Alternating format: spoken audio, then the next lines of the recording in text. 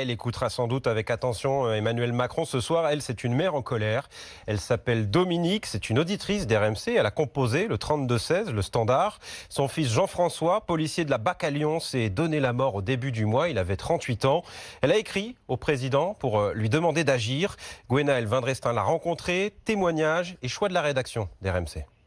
Entourée des photos de son fils Jean-François, Dominique tient la lettre qu'elle a envoyée au président de la République. Pour moi, le seul responsable de ce qui se passe, c'est l'État. Pas tout de dire on vous soutient, j'entends ça à longueur de semaine. Il faut que tout ça s'arrête. Après 13 ans passés dans les forces de l'ordre, l'homme de 38 ans et père de 4 enfants s'est donné la mort. Tout est lié selon sa maman. Ils ont des voitures qui ne sont pas adaptées. Et d'autre part, il y a un manque aussi d'humain parce que cumuler les heures supplémentaires, comme il est cumulé sans être récupéré et sans être payé, c'est inimaginable. Tout ce qu'ils vivent, c'est un sentiment d'échec. Il m'a dit c'est comme si on vidait l'océan avec une cuillère à café. Il me dit on fait notre métier, mais ça sert à rien. Jean-François aimait son métier, il était très fier. Il a essayé de gérer au mieux, mais au bout d'un moment, il a craqué, quoi. Dominique connaît pourtant bien toutes ces difficultés. Son ex-mari, son père, son frère ont été ou sont également policiers. Mais après les appels au suicide entendus le week-end dernier, elle ne peut plus les accepter. J'étais outrée. C'est de la violence, quoi. C'est aider les gens à se supprimer, en fait, pour moi. Ils sentent qu'en ce moment, la police est fragile. Et ils insistent, ils appuient là où ça fait mal, quoi. C'est inimaginable de voir une chose pareille.